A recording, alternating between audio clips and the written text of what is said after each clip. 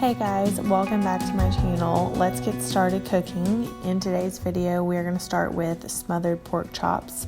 I'm going to start by throwing some olive oil into a pan, and I'm going to chop up 1 red onion and a bag of fresh Brussels sprouts. I'm going to heat these up in the olive oil. You can also add butter if that suits you, but I'm just drizzling a little bit and I'm going to heat them up to start getting them toasted and brown. I'm going to add some pepper and some salt, just as much as you would like. This gives the Brussels sprouts some really good flavor. But I'm just going to let these cook in the olive oil or butter until they are soft, until they are turning brown on the edges and getting a little bit crispy. In another pan, I'm just going to warm up some water and I'm going to pour in some mixed vegetables that I have left over in the freezer, trying to get rid of them. I'm going to stop cooking my Brussels sprouts here because they have become soft, but you can cook them as long as you like. I'm going to take out 4 small pork chops. This is Butcher Box meat. I will leave a discount down below if you are interested in joining. I'm going to season the pork chops front and back with some pepper and a little bit of salt to get them seasoned before we put them in the pan. Make sure to get both sides, it's very important.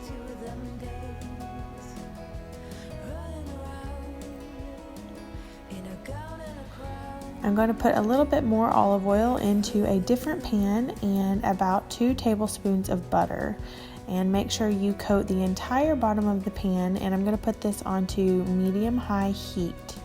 Now what you're going to do here is you're going to sear the pork chops. So I'm not cooking them all the way through, but I'm searing the outside, so you're browning them up. So make sure they're coated in the butter on the pan, and you're going to brown the front and the bottom side. And then we're going to actually take them out of the pan, and we are going to start cooking our liquid that we're going to be smothering our pork chops in. So I'm going to start with 2 tablespoons of garlic here and 2 tablespoons of butter. And I'm going to mix this together and coat the bottom of the pan really well.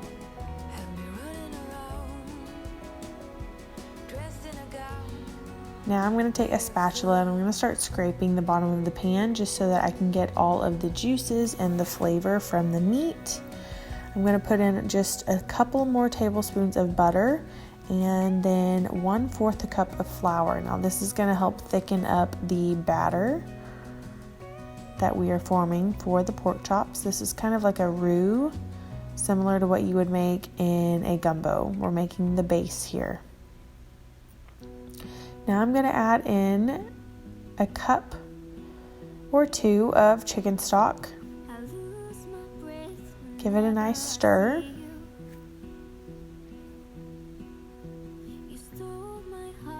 I'm going to put in 1 lemon juice. This device is really cool. I will link it down below. It makes it a lot easier and doesn't let the seeds get in. Give it another really good stir.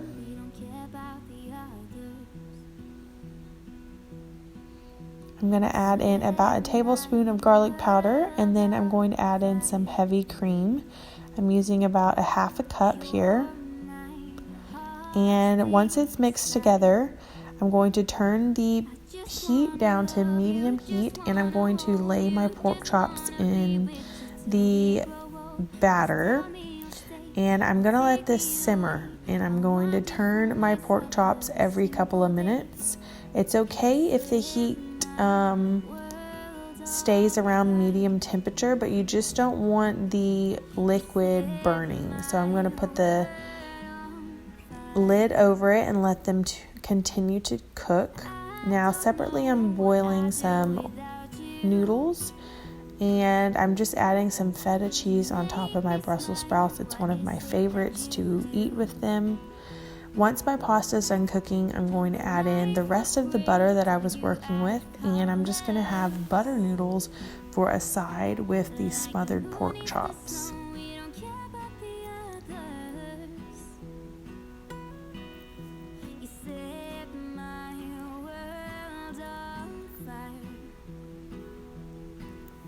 And there you have it. Once your meat is done cooking and cooked all the way through, you are done. I just wanna love you, just wanna hold you, just wanna be with you. The next meal that we're going to cook is hamburgers on the grill. I'm using a grill that's with my oven, but you can also just use a griddle that you have, or you can use a pan on the stove top.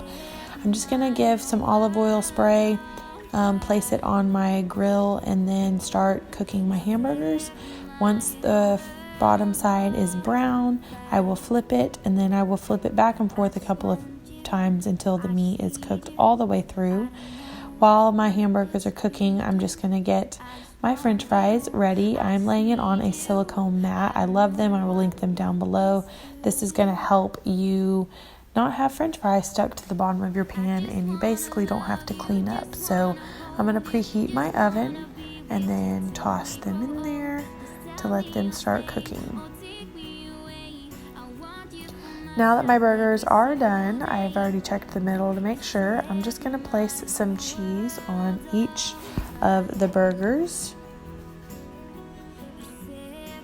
I'm going to let this melt for a couple of seconds, and then I'm going to pop them off the grill. They are done, and I'm going to set them aside to get the rest of my food ready. I just love how fast burgers are. There's really not much cooking to it.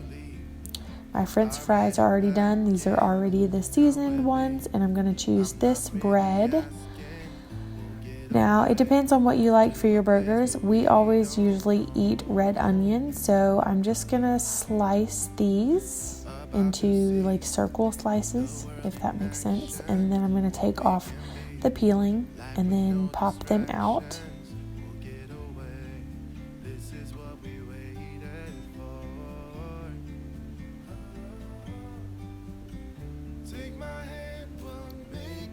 Now I have a couple of tomatoes that I'm going to chop up. These are the Roma tomatoes. I don't know why, but they're my personal favorite all the time, better than just regular tomatoes.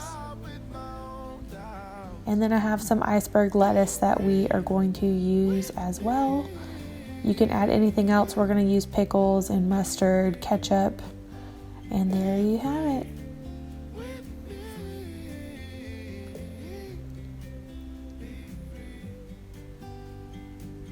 Alright, so the next meal we're going to be cooking is kind of like a hamburger helper, but this is the beefy taco. For some reason, my family likes this a whole lot better than hamburger helper. So I'm just going to start cooking 1 pound of ground beef. You could use ground turkey if you would like. We're going to cook this on the stovetop until it is no longer pink and completely brown. Now I'm going to be adding in about 4 cups of water and 1 cup of milk. I'm just using the instructions on the box, and I'm going to use the pasta that it comes with, and then throw in all of the seasoning and mix it.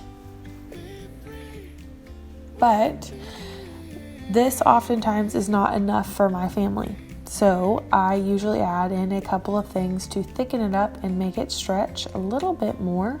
I'm going to add in a little bit of pasta, extra pasta from my pantry, and some ranch style beans.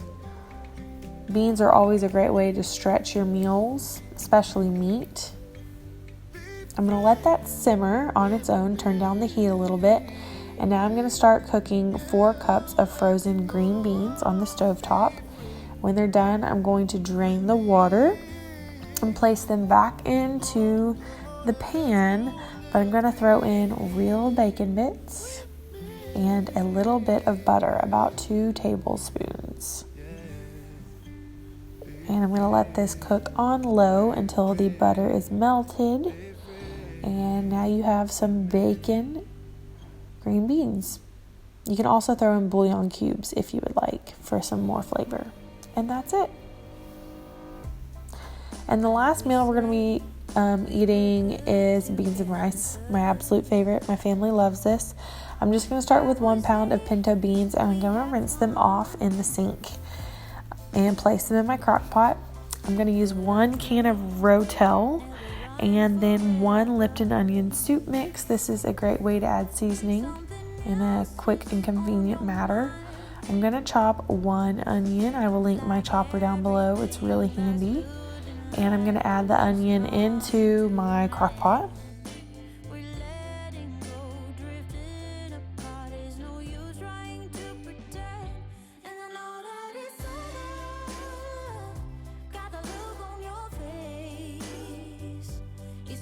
You need to add a lot of water so that the beans cook. And I'm going to add in about 2 tablespoons of beef bouillon cubes. So I added in about 8 cups of water so that the beans will cook all day. I'm going to add in a little bit of garlic powder. And some of you may be wondering if you have to soak the beans overnight. You don't if you put in enough water in the crock pot. I'm going to cook all day on low, about 10 hours. And then I'm going to cook some brown rice. So you can cook it however you prefer. I'm just cooking mine in my Instant Pot, 1 cup of rice to 1 cup of water. So I'm doing about 2 cups of rice and 2 cups of water, and we're going to cook on manual high for 17 minutes since this is brown rice. And then you are done after this cooks all day. It's really that simple and super easy. Thanks so much for watching, everyone. I hope y'all enjoyed all of these meals. If you make them, comment down below or tag me on Instagram and let me know how they turned out.